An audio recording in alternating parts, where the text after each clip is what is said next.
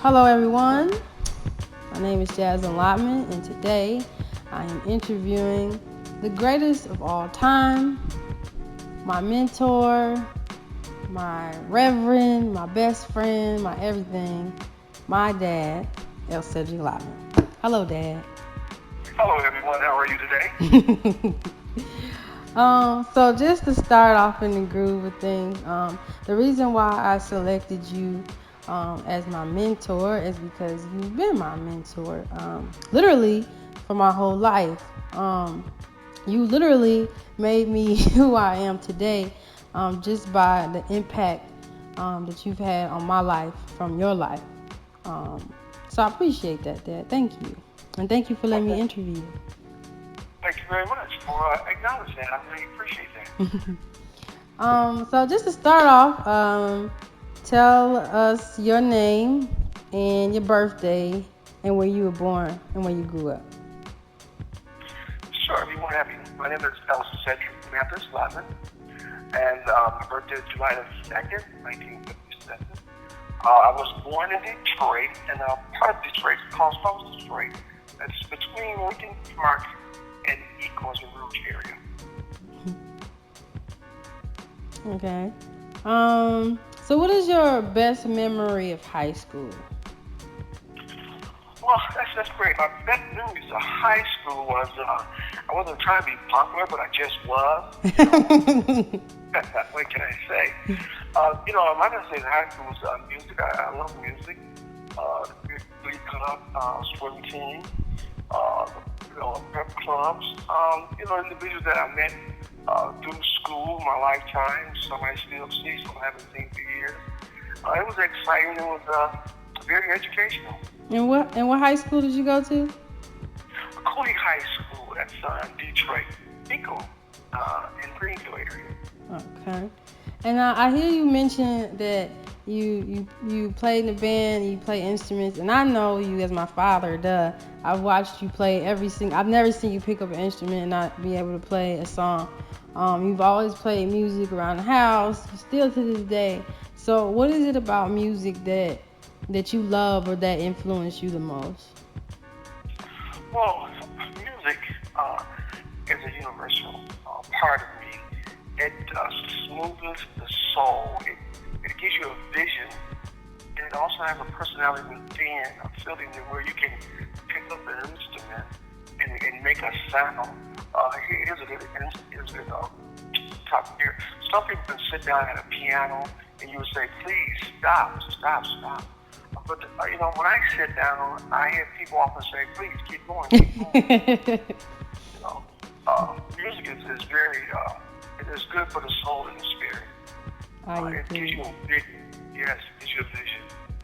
Now, I know I was named after my aunt, but do you think I was named Jaslyn because of how much you love music? You just had to put jazz in my name? Well, that's a good one. When you were born, you had a rhythm going on where you run, things that you did, and you were always mellow out.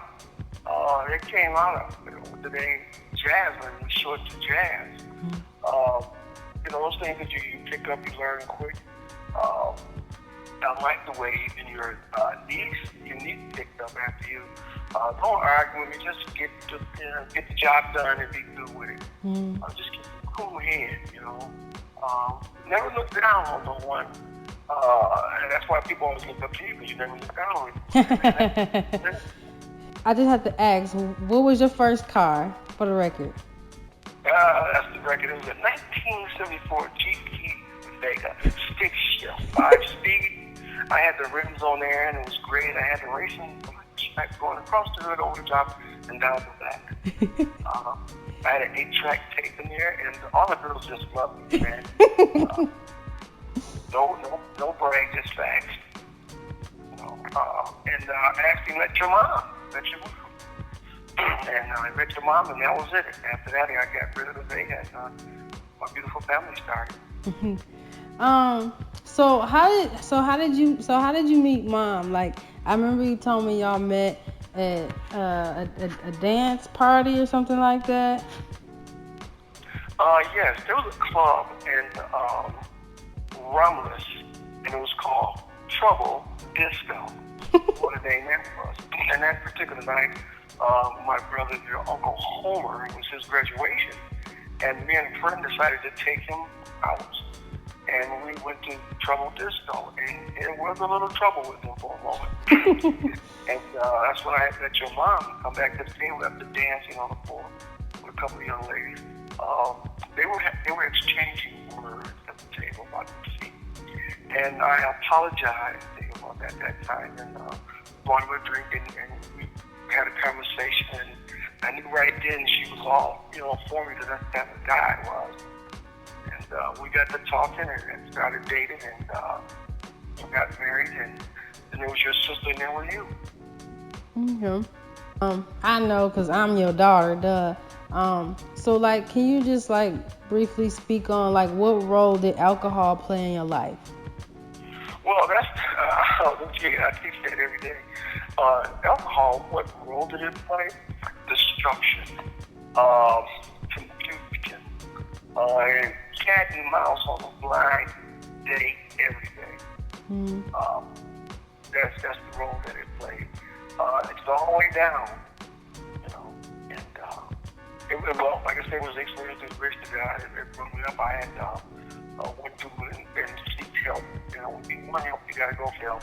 It's something that you have to want it, and it's been 9 years since I've touched anything, alcohol or any drug like that. But I thank God for that, because I had a chance to experience that, and now I'm working with men that's in that situation, and not just the men, but I'm also starting with young boys starting at 9 and 10 and 11 on up to 17. I get, invited to do a lot of speaking at rehabilitation centers. I visit the young men in jail, incarcerated. So, God's going to use you, the things you've been through. And so I always say this here, and let's do this very careful. It's not the way you start the race, it's the way you finish. And sometimes in life it seems like things don't be going our way, but I always say if no one can, God can.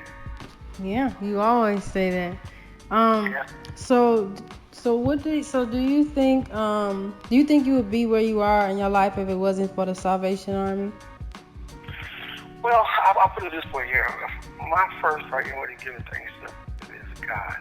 I would say God directs us, and He speaks to us when we listen. And, He will get us in our position that He wants us in for Him to lift us up. So, in order to get up, sometimes you got to get down. As I was down coming up, He showed me some things.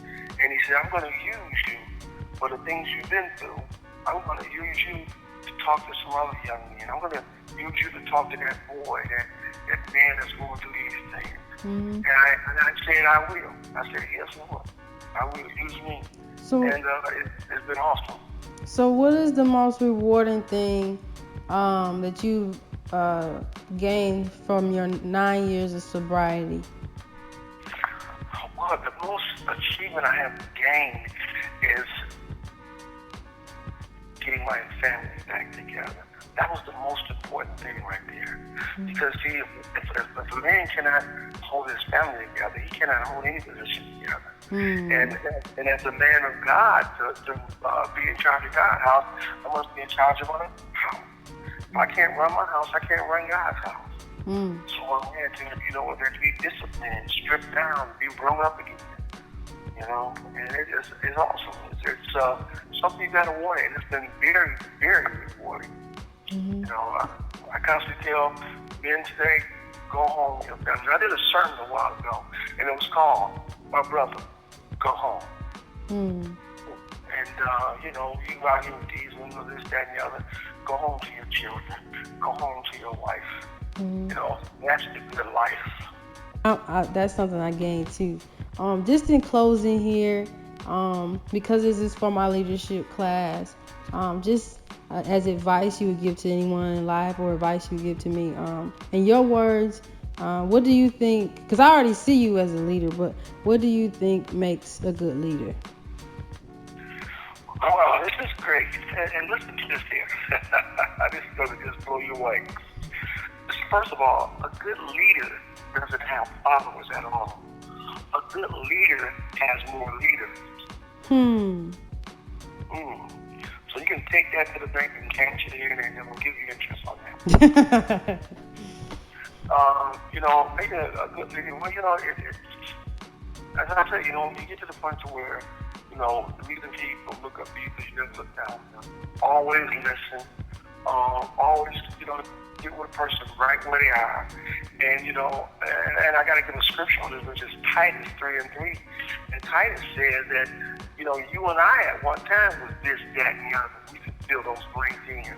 We were haters. We was this, that, drunkards, whatever. Everybody was something at one time. And to go back to what I was saying, it's not how you start the race, it's how you spend it.